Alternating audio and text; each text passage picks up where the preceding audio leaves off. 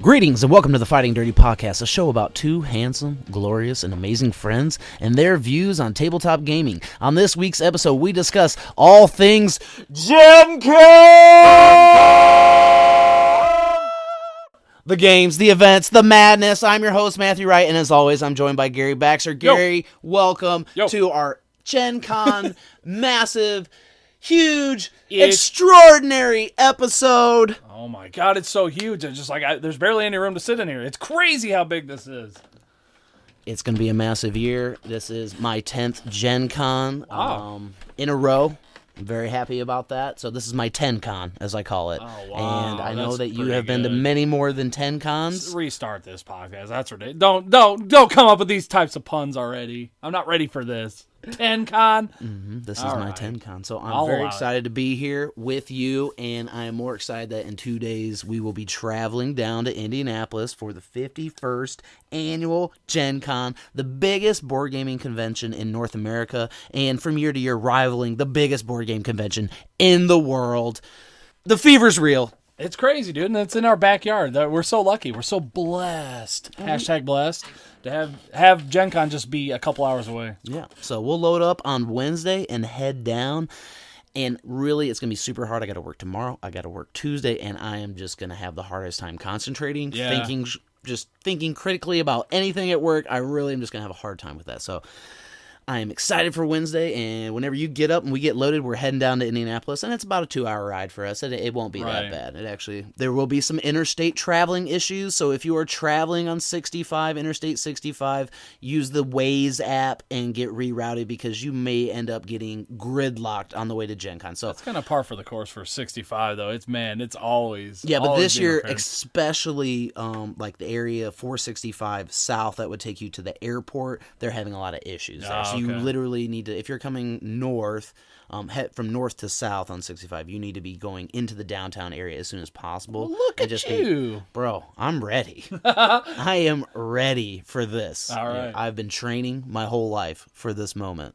Wow. I wish I was in better shape. Yeah, I do. I remember, I think it was like a couple podcasts ago where we were both dieting. Failed. I think I'm fatter than ever, man. I'm ready. I mean, I know I'm going to have some back issues at some point. We were just bulking. We're just bulking for Gen Con. I had to bulk up. A lot of games you got to carry around. So for sure. And that was something I was talking about with some people on the various, Reddit and Facebook groups and all that stuff. About bulking? No, about being ready to walk like 10 to 15 miles a day. Like a guy posted on their first time Gen Con. What should I expect? I was like, be ready to walk like 10 to 15 miles a day and take advantage of sitting and resting, and don't carry 15 games at once because you can't do it. Yeah. And you will wreck yourself on Thursday and regret it Friday, Saturday, Sunday. So don't be that guy. You got to be smart. You got to be a smart consumer at Gen Con. So anything before we jump right into this, because I really feel like people are checking in because they want to know what are going to be the top games, the top hot games, or the games that we're looking for, and I'm sure some of those games are going to cross other people's lists. No, let's get this 10 Con preview started. Let's go. All right, let's do this. So we're going to talk about our top 5 games for sale at Gen Con. 5. My number 5 is Coimbra from Eggert Spiel. This is a dice drafting, Euro-ish type game. I would like to demo it before buying it, but upon looking at videos, Man vs. Meeple had a really good review of it. I'm very interested in this game, and I like some of the other games that have come out from Eggert Spiel, so I'm interested in it. I definitely want to check it out first, but this may be one of those games I buy on the first day. Okay. My number 5 is Too Many Bones. Man, this game is just blowing up this year at Gen Con. There are 4 expansions, I believe. Let me take a look here. So we got Too Many Bones, Age of Tyranny, Too Many Bones, Gasket, Too Many Bones, 40 Days, Daylore, and Too Many Bones, Undertow. So I don't know how I missed this game. This game came out in 2017. I don't recall when it came out. I probably just overlooked it.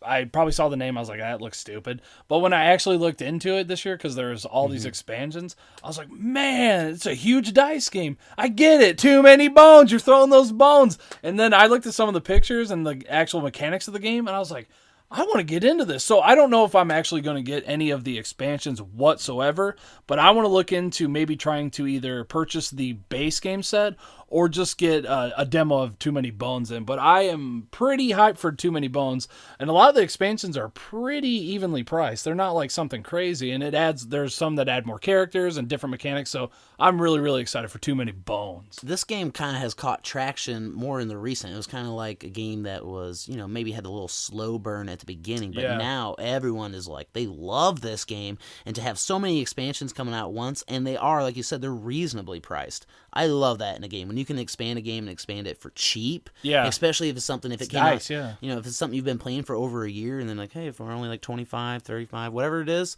I can expand that, and it's a game that we play all the time, so I definitely am excited to check this out at Gen Con. And it seems like a really, really heavy game, which, I mean, that's really what I'm into. I like games with depth and heaviness, and this looks like one that just, I think I would just love it, so I really want to just try and get a game of Too Many Bones in. So, hey, if you have Too Many Bones and you run into us, let's play. Let's give it a shot.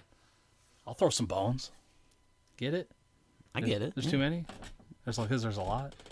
There's a lot of bones. Yeah, there's too many, though. Is that a bad thing? No, there's never too many bones.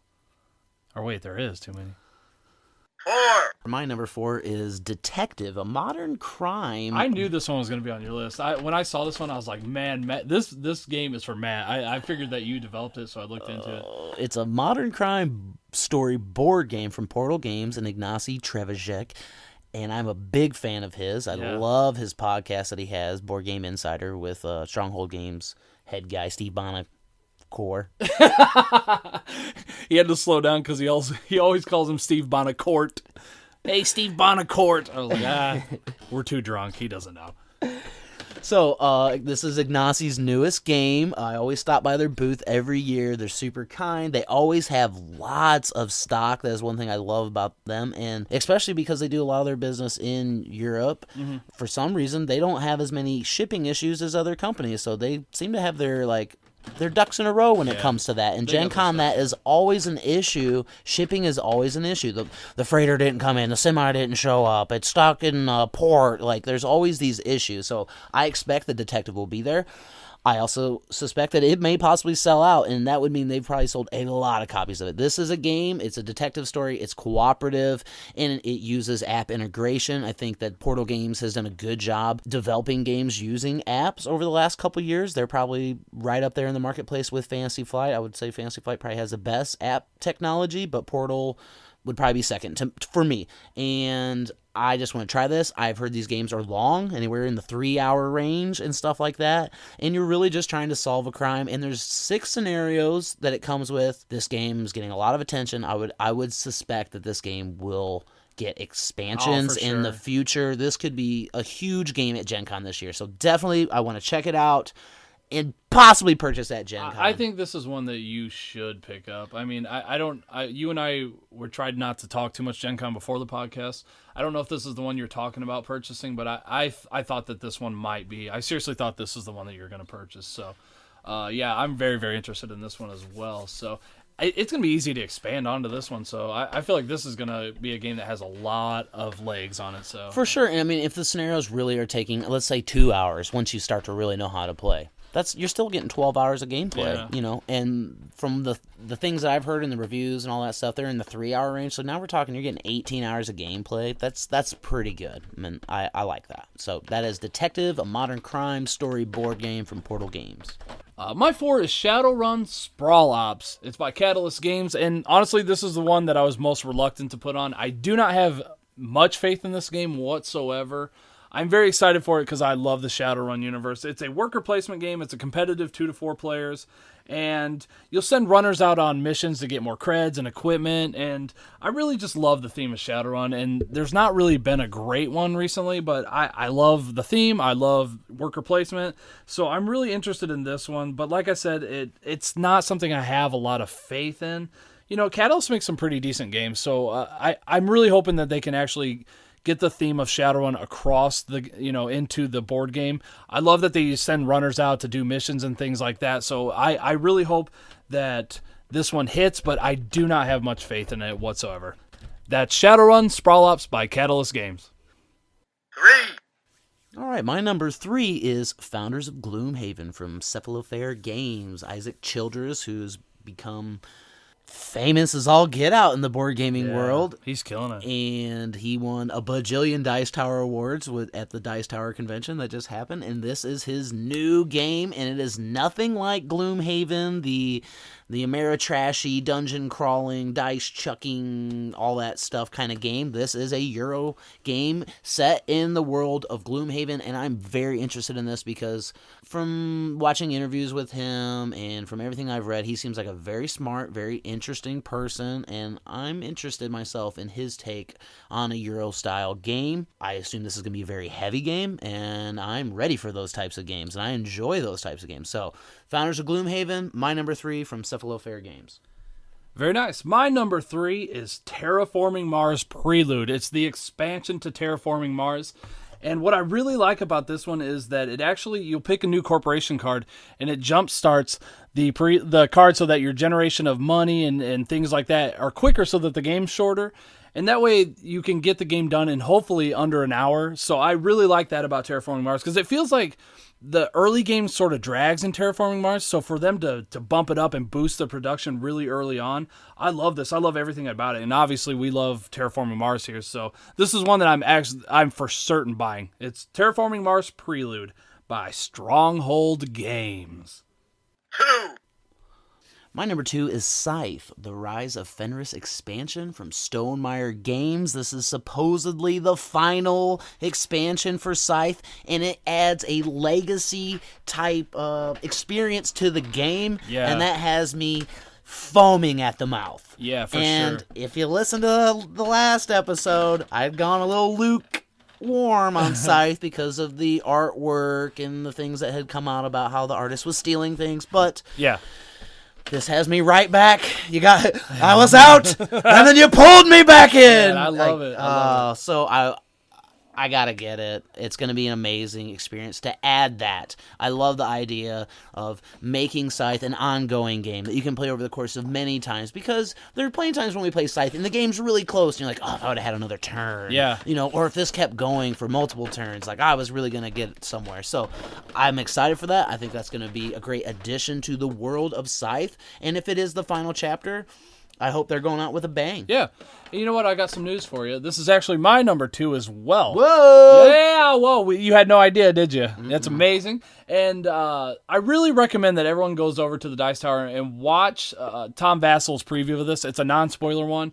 And he literally said this is one of the best expansions ever. So he said that a lot of the modules will add different flavor to each type of game. And he said he's not going to play Scythe without some of these modules ever again, which is amazing. I mean, that's crazy, isn't it? So we love Scythe here. Matt's definitely gone lukewarm on it. And I think last time we talked about it, a lot of it had to do with the artist. You were really, really bummed out about it.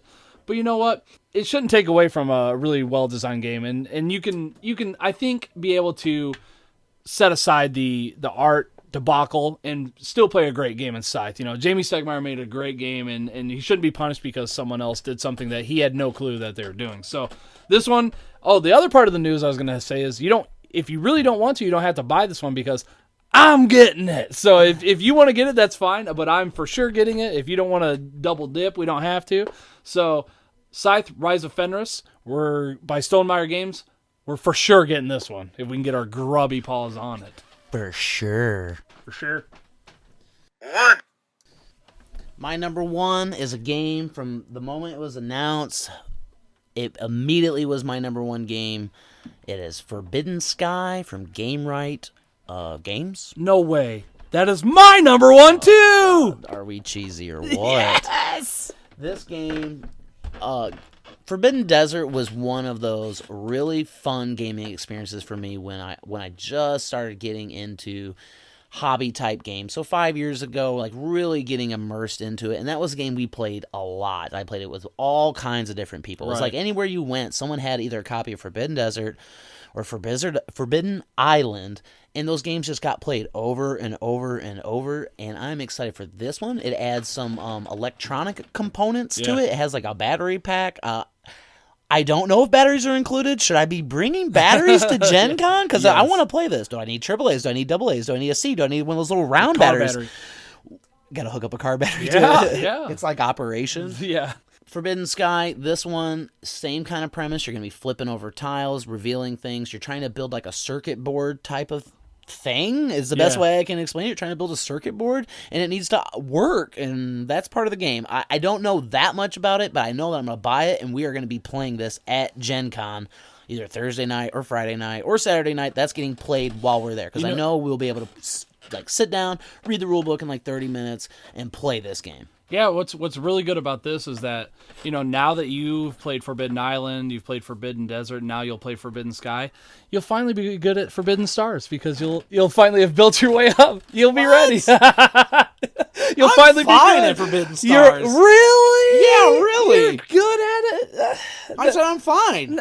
I define fine. I do well. I mean, you're playing the game. You're not really doing anything. Your ships are on the... This is all fake news. Don't listen to this. This is propaganda. That would be a funny quadrilogy, though, wouldn't it? You build all this to play Forbidden Stars, but yeah. Forbidden Stars obviously has nothing to do with it, but I just think it's funny. So that's Forbidden Sky, our number one. It's by Game Right, and we are done with our top 5 games for sale at Gen Con, so we're going to go ahead and move on to our top 5 games that are for demo at Gen Con. And the reason that I moved is because I'm super sad, because one game got removed that I'm devastated. And it was Great Western Trails expansion. And beforehand, you and I were just furiously looking for it. I'm like, man, I can't find it. And you're like, it's there. I'm like, it's not. And you're like, yes, it is. And I was like, bro, I looked up. They've bumped it back to September, so there's no Great Western Trail this year. So no buying it, no demoing it. No railways to the north. No not railways. This year. Yeah. And that makes me super sad, because I was like, you got to bring Great Western Trail with.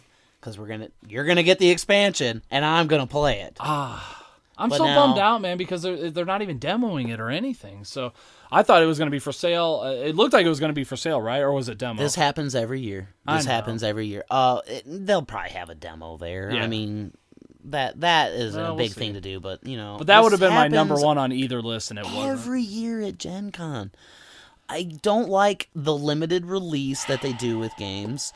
I feel like if you're bringing a game, you better bring 2 truckloads of that game. Like, just do it, because you're going to sell it. There's so much money flowing through those halls. And this is an ongoing conversation, really, but, like, what is your experience at Gen Con? Do you want to go there to play games? Are you going there to buy games? Right. Are you doing both? Because some people go there, you buy a badge, and all the other money you're going to spend there is literally just to do events, feed yourself, whatever else kind of stuff you want to do. But there are those who go there to spend a lot of cash and buy a lot of games, and I understand both sides of it, because I've done both sides of it. So it disappoints me. It really does disappoint me. This is a big game. This should have been here. This was announced a long time ago. And up until just now, I thought this game was going to be there. And I was expecting this was going to be one of those games we're going to play like once or twice while we're there. So it's just sad. All right, let's get to the demos. Top 5 games to demo. 5. All right, my number 5 is Subatomic, an atom-building game. It is by Genius Games. Now, this game it's pretty low on the hotness, I would say. It's not thumbed up super much, but the reason that I like this game, I saw it. It's a card game. It has the mechanics of city building, economic, and the reason that I have it in here is because it's educational and it has some math in it. So I'm really interested in this game because I do love chemistry. It's one of my favorite subjects in school. So I'm interested in how it's really going to teach you, what's going on. So maybe you have to add electrons to each of the elements to actually build the element. I like this. I like games that add on, an educational element. And you as a teacher probably appreciate that. Absolutely. Do you remember that game back in the day that they demoed at Gen Con? It was called Spot It. Now you can get it in Target and all these other places. It's a card game that it was teaching kids how to locate 2 similar elements on a card. And I love educational games because I appreciate a publisher trying to teach and try something new. Because a lot of times educational games don't make it out because they're subject matter isn't always that interesting, but chemistry to me is really interesting. And I'm not bragging here, but my girls are really into science, so I'm interested in getting in this one. That's really cool. And just to play off that for a second, like a lot of the teaching stores around, wherever town you're in and stuff like that, or major cities, they have a section of educational games, and these hobby games are now in that section. Nice. So like a lot of your teaching stores, they will have a section just for that. So this could be a game that eventually could make that section. Right. And you as a teacher, you know that a lot of times when you pair games with education, it helps with the learning. It's such a good learning tool. So absolutely. I'm really, really interested in this one. That is Subatomic, an atom-building game by Genius Games.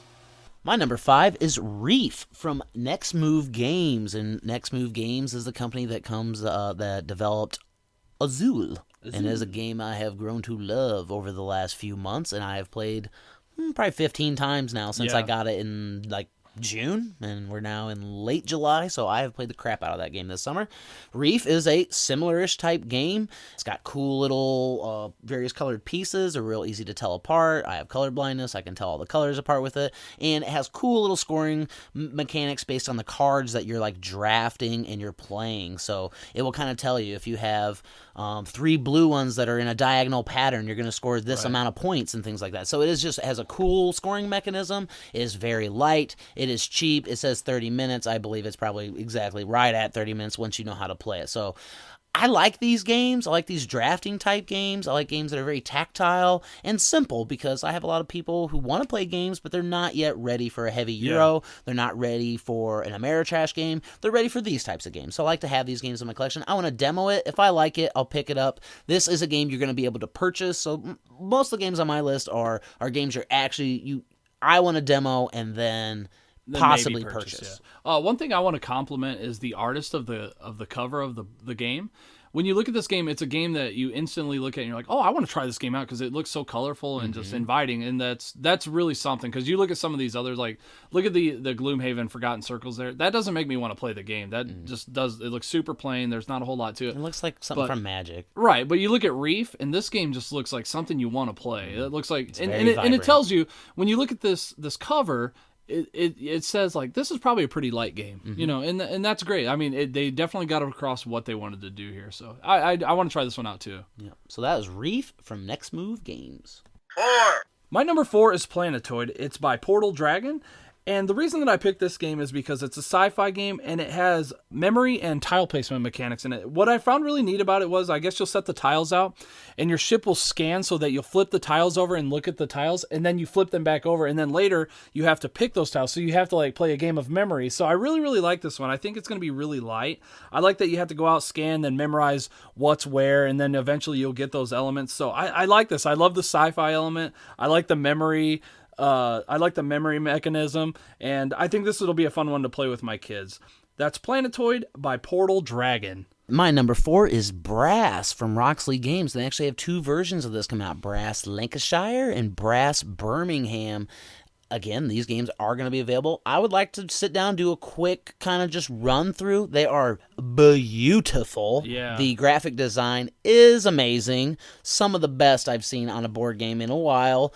I love the old-timey feel to it. It is a heavy game. Really heavy heavy, Euro, and I like heavy Euros. So this, to me, is something I want to do a couple run-throughs, and if I like it, I'll probably pick up Lancashire, because that is just a reimagining of it's kind of like redoing the original. Birmingham is a slight variation on it. So what really interests me about this is it's a Martin Wallace game, and other parties that were involved with it, they played the crap out of the original Brass. So these are people who love Brass. It's a project they're very passionate about, and that interests me. I look at the artwork, it just draws me in. I've looked at some of the gameplay, it draws me in. I just want to do a demo of it, and if I like it, I'm picking it up. It's so highly rated, and so they're going to clean the game up, so it's going to have a lot of quality of life fixes in the game. So if this is a game even that you're like say 55% leaning towards, maybe I'll go halvesies in if you're really wanting to. So I'm really interested in this one, and if we just get a copy in our collection, that's all we need, right? $60 is very fair. This was a game that was also on Kickstarter several months ago. It was more like a pre-order type thing. There was some exclusiveness to it, but it wasn't like a lot of these big games. I asked a question like, what did you actually get? And I'm not sure if they got metal coins or anything like that, if the pieces were even special. I feel like they use Kickstarter as just a pre-ordering mechanism, and that's totally fine because tons of companies are doing that at this point, you know. So that is Brass Lancashire and Brass Birmingham from Roxley Games. 3. My number 3 is Museum by Holy Grail Games and Luma Games. It's a game about a museum curator, and you're trying to collect sets of artifacts to display to make more money and make people come to your museum. I really like this game. It's a card drafting game with set collection and trading. I like the theme of archaeology and museums, so this is the game that I'm really interested in. I think this is going to be like maybe like a light medium type of game. I love set collection, and that's why I like Seven Wonders so much, is I love the ancientness of it. I love like the different eras. So I like that you can collect different eras of artifacts and hopefully get more patrons into your museum. So I love card drafting. I love set collection. So this is a game that I'm very, very interested in. I hope this is one that really hits because I'm looking for a new type of game like that. This is one that I'm probably going to pick up if I can get a good demo of it. So that is Museum. Do you have anything to add first? I know nothing about this game. I didn't look at it at all, but I would demo it because this year I really just want to. If I'm in the exhibit hall, I want to be demoing things or working on like video content for the show or something like that. We spend a lot of time wandering. I kind of want to cut that down, and so if we're just like, hey, I really want to demo this, let's go do it. If that means we got to stand for 20 minutes, that's fine. All right. So my number 3 is Museum by Holy Grail Games and Luma Games. My number 3 is the Pickle Rick game from Cryptozoic. Pickle Rick! Cryptozoic has this Rick and Morty license, the IP, and they are churning out games. That's the proper term. They're definitely churning them out. I'm interested in demoing it. It comes in a giant pickle shaped like Pickle Rick. This is... You just want the Pickle Rick, don't you? I kind of want the Pickle Rick because I like stuff like that. I like little toys that look great on my shelf. It may not even sit with the games. It might sit with the toys because I got those things kind of separated, you know? And I love this episode of Rick and Morty. I'm very interested in what you're doing in this game, so I want to try it first. Cryptozoic, I think they've done a good job, though. Yeah. The Total Recall game. You love Total Recall. It's a great game. It's fun. I've not played any of the other ones, but I would be interested in any of them because I love the IP itself. I'm a fan. I'm a fanboy. So that is Pickle Rick, the Pickle Rick game from Cryptozoic. 2. My number 2 is Endeavor, Age of Sail. It is by Burnt Island Games and Grand Gamers Guild. This is a really neat one. I wanted to pick a game that was really thick. And I don't really have a lot of nautical games, but I do enjoy games like that. I've always wanted to kind of get into a nautical ship kind of war kind of game, but this isn't really that. It's more of an exploration type of game with area control, with card drafting and set collection, which I love. So I'm really interested in this one. I think this is, if you look at the components, just look at the pictures here on BGG, there's a lot on the board, there's a lot going on, and that really, really excites me. So I want to try this one out. I don't know if this is like a number one purchase, but I want to get a good demo of this one, and I will definitely consider purchasing that. It's Endeavor, Age of Sail by Burnt Island Games and Grand Gamers Guild. My number 2 is Battle of Britain from PSC Games, and why I'm interested in this game is it's a Richard board game, famously known for creating Memoir 44 and Battle Lore, which are 2 of my favorite games. I love the Command and Colors system. And this is another game that uses that system, but it looks like it's planes this time. So I'm interested in it. I mean, is it going to be X-Wing-ish? I don't know. That's why I want to demo it. It's $80. That's a little steep, but I'm definitely interested in demoing it and maybe trying to pick this up at a later date for a little cheaper in price. Yeah, I'm interested in this too because, he designed Battle Lore, the first edition, and then Fantasy Flight took it over and then added their own kind of flavor, and they cleaned it up a little bit. There's a little bit of a difference, but there's definitely some opposition between Battle Lore and Battle Lore 2nd Edition. So I wonder if this is going to play more like the original Battle Lore, but I want to try this one. If we can get a good demo, and I would like to see what we think about this one. I love that system, though, the Command and Colors. So. And that is Battle of Britain from PSC Games. 1. My number 1 is Holding On, The Troubled Life of Billy Kerr by Hub Games.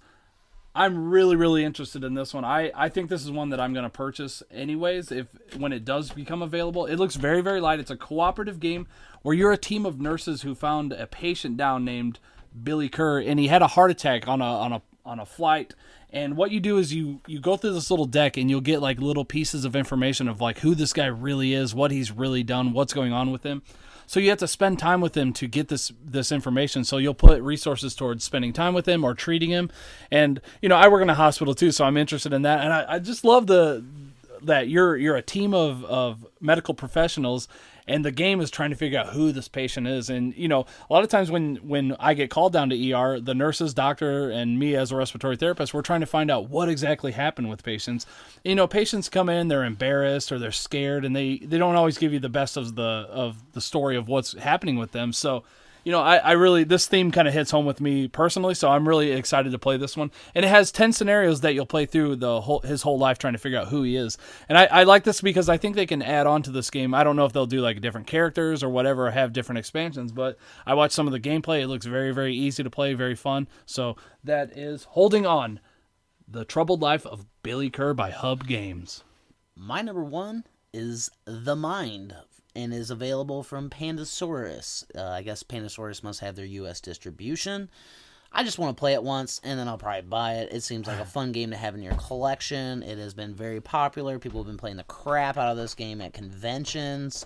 I expect to see lots of people playing this game throughout the entirety of Gen Con. So I myself want to get in on this. If you don't know what it is, it's literally a deck of cards numbered 1 through 100. You're going to get dealt, everyone's going to get dealt several cards. You're going to play it over the course of 5 rounds. And you're just trying to play those in numerical order without communicating. And so we're trying to get them in the right order. If you don't get them in the right order, the game ends. And so you have to hive mind, if you will, or you have to connect spiritually. Our chakras must align so we can play these cards in the correct order. And I think that'll be very fun. This seems like a great game to sit at a bar and play, which is sometimes where I find myself playing games.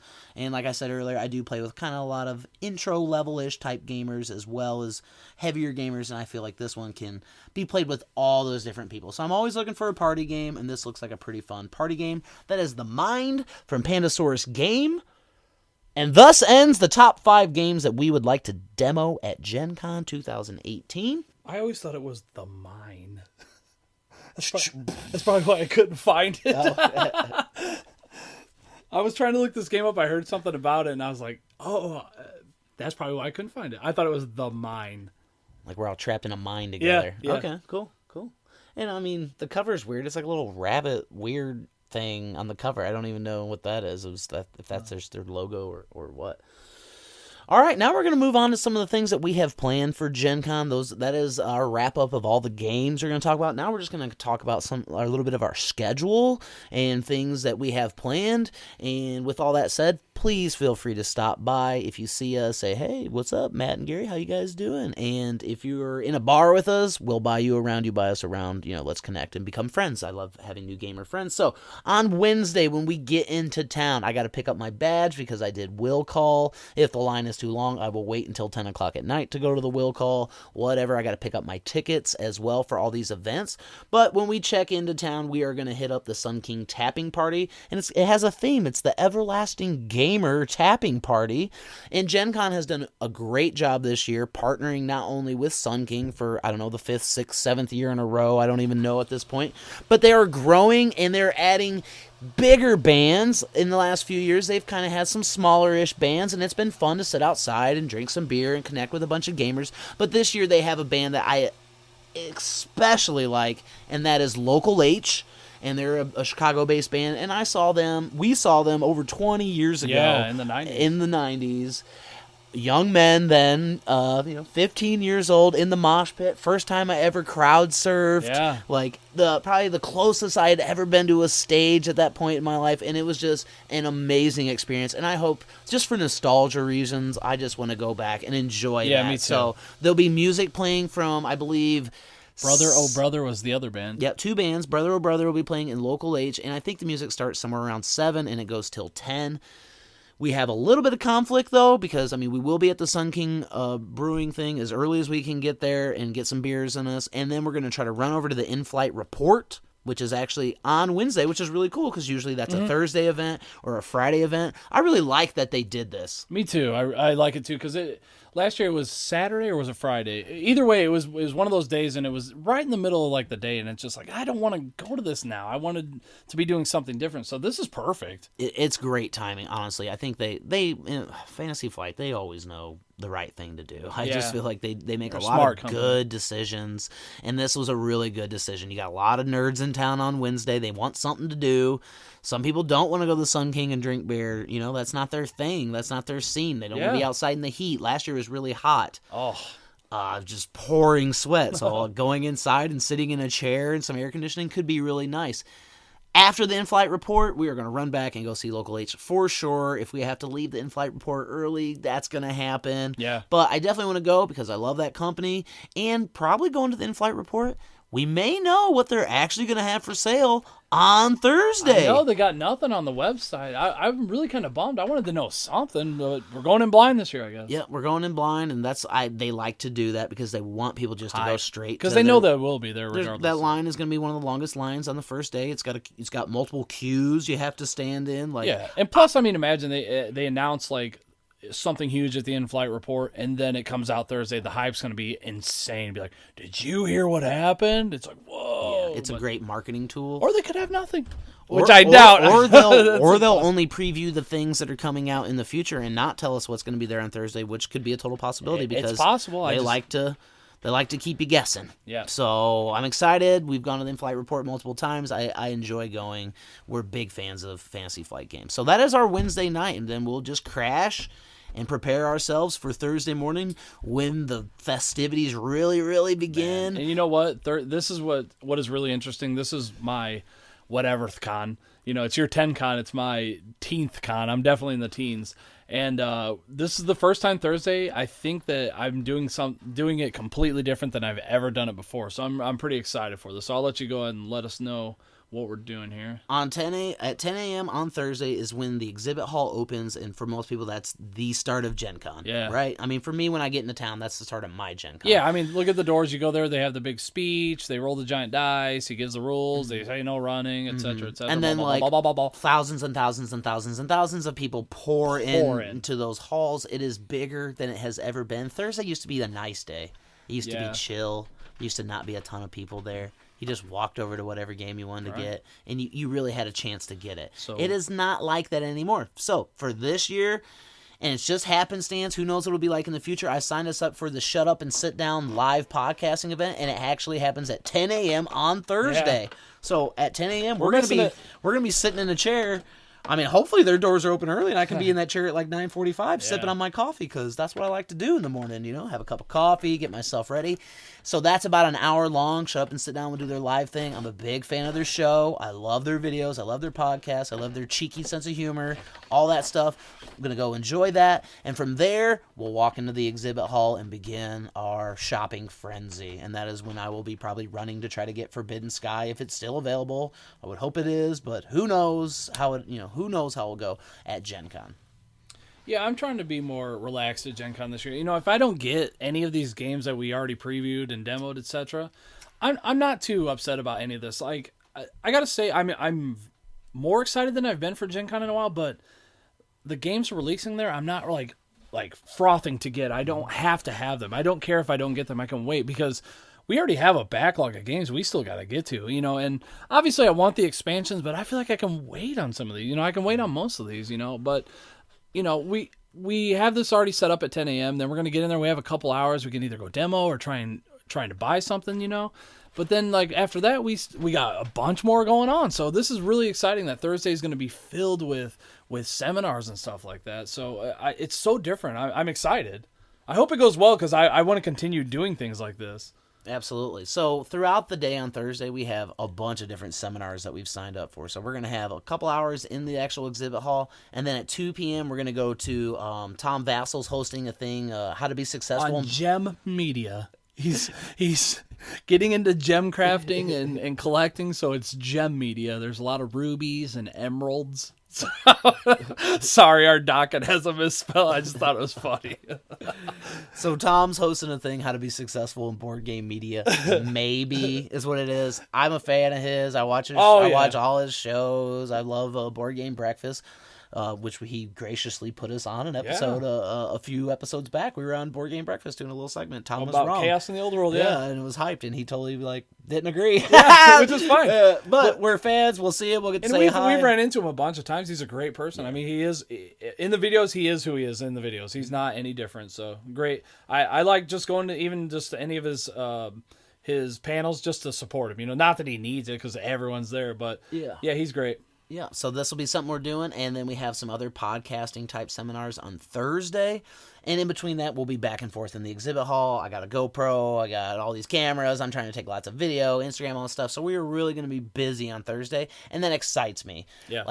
If I don't really get to sit down and chew on a game until the exhibit hall closes, I'm okay with that. Right.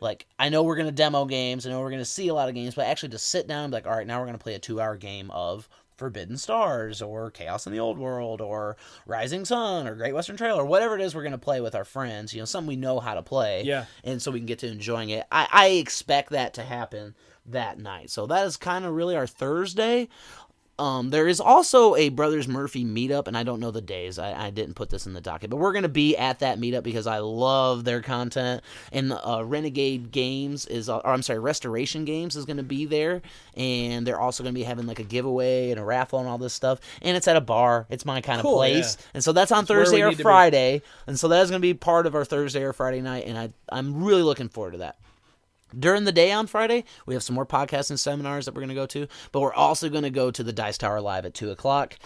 I always enjoy their live shows. I always watch the various live shows from Origins and the Dice Tower Con and the Board Game or CMON Expo and things like that. So I really enjoy their live stuff that they do. I'm sure they'll have a cool theme. They'll probably play a game, whatever it is. And so we'll be doing that on Friday, and the same thing. We'll probably that evening either be in the game library or at our hotel lobby or somewhere we'll be playing a bunch of games on Friday night. Yeah, I'm wondering if I can talk you into another LCG this year. Probably not. So it doesn't take much. I know.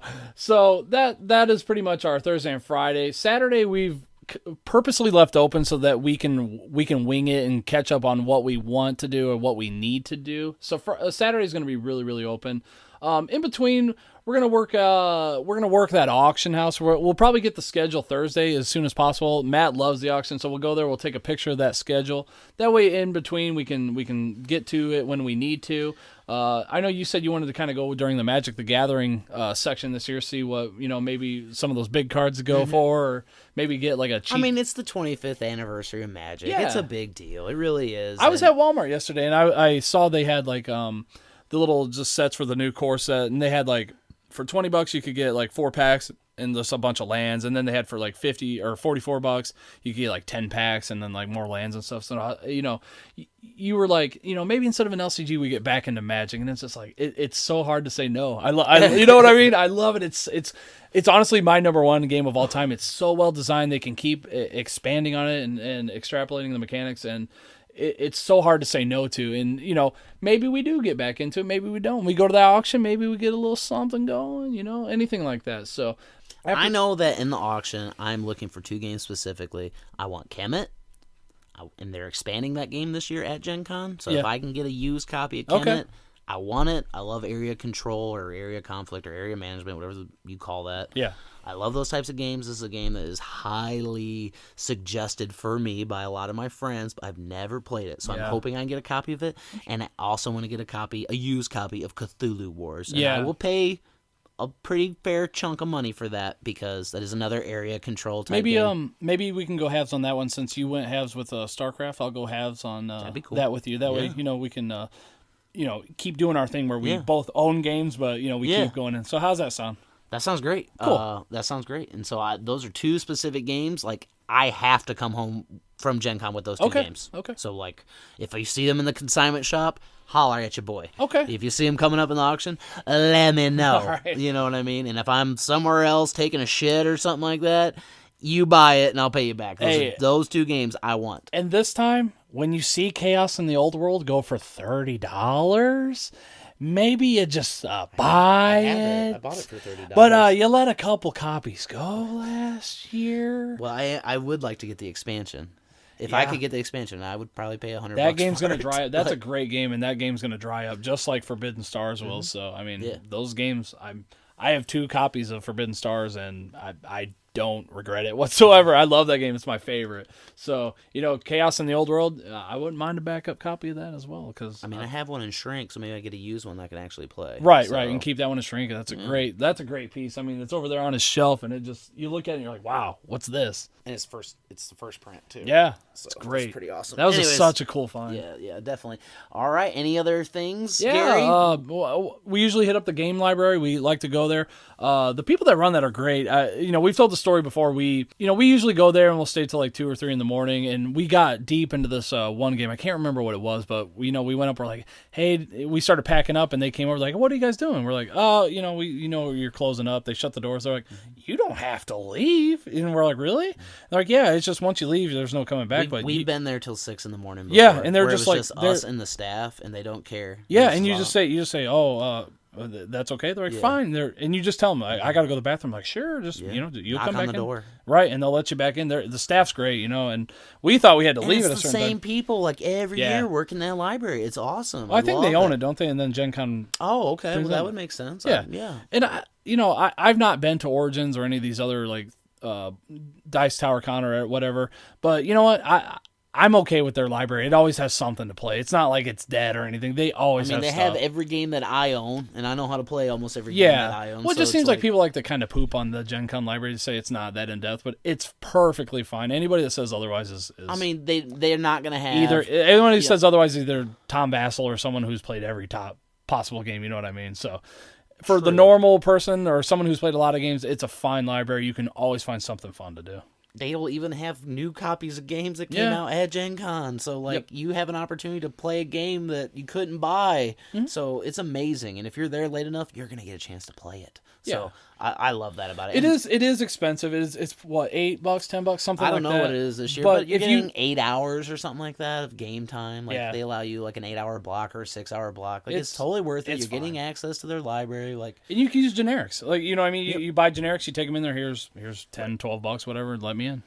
Yep, it's amazing. So we usually do that every year. So between the auction and the gaming library and all these events and all that time in the exhibit hall, I think we're going to be pretty busy this year. Man, yeah. And if we can stick to the schedule, and so for just some friendly tips for you guys, have a schedule, try to stick to it. Yeah, but don't be afraid to alter the schedule. And we have things that are already conflicting. We have multiple events that overlap. You have to make those audibles in the moment. Like, I really want to do this, and now I want to go do this, and I have tickets for both those events. So go to Lucas Oil this year. Go check that out. There's plenty of stuff over there. I think a lot of people sometimes miss that. Lucas Oil is a part of the convention center, quote unquote, this year. They'll have stuff over there. Go check that out. Also, around Gen Con in the hotels, there's events, there's places to play, there's stuff all around. Hit up the bars. They always are doing things for Gen Con. They love Gen Con. They love to accommodate it. So just do some exploring. You'll find stuff, that you didn't see last year. No. Right. You couldn't even find it. And one cool thing that's going on is they have multiple escape rooms at the JW Marriott, which is a really, really nice hotel. And one of those escape rooms is H.P. Lovecraft Cthulhu themed. Yeah. It's like $30, but it's an hour. If I could rope you and Roger into going, I think we would really enjoy that. I think we should do it. I'm down. Because I've never been in one, and you just recently did one. You said it was awesome, so this is going to be cool. If this escape room is like anything like the escape room that I did, it's got to be amazing. Let's do it. So maybe we can all figure out a day. Maybe that's a Saturday thing. Yeah, hell yeah. Maybe that's one of the early things we do on Saturday. So, all right, Gary, any final thoughts before we go to Gen Con? No, just go to Gen Con with an open mind. Go there to spend time with your friends. Just relax. Try not to get oversaturated with all that's going on because you can't participate in everything. Just go there and enjoy it. And that way you can have an experience that you come back with and actually enjoy. I've had past Gen Cons where I've went and we planned things and it didn't go particularly like I wanted to, so I come home and I was like, that Gen Con sucked. And I think it was more of a state of mind thing. And as I've grown over the years, now that I'm 35, the same age as you, I've grown mentally and personally so that I can go there and just be like, this is awesome. I'm just enjoying the time. I'm enjoying time spending time with my best friend who I've been best friends with since 4th grade. So it's just such a fun experience, and Gen Con is what you make of it. So just go there, have a fun time, play some games. So open your mind. Open your mind. Open your heart. And then open your wallet. and get ready to go to Gen Con. Hey, you might as well open that butt while you open it. Because you're going to take it. Yeah. You're going to take it at Gen Con. If you don't open it, it's going to be worse. Accept it. Yeah. All right. Well, thank you for listening to the Fighting Dirty Podcast Gen Con 2018 preview show. We are available on YouTube. Just search Fighting Dirty Podcast. We're also available on Twitter at Fighting_Dirty. We have a Facebook page, Fighting Dirty Podcast page. Please follow us on our Instagram account. It's all one word, Fighting Dirty Podcast. That has been growing. I love it. People have been really engaging with us on Instagram way more than on our other platforms. And so I just love that. So I hope I see some of you guys when I'm there. As always, we're available for download on iTunes, Stitcher, Spotify, and SoundCloud. Please share us with your gaming friends and take a moment and leave a review. Thank you for downloading the show. And please be safe traveling to Gen Con 2018. We're out of here. See ya at Gen Con. Open your butt.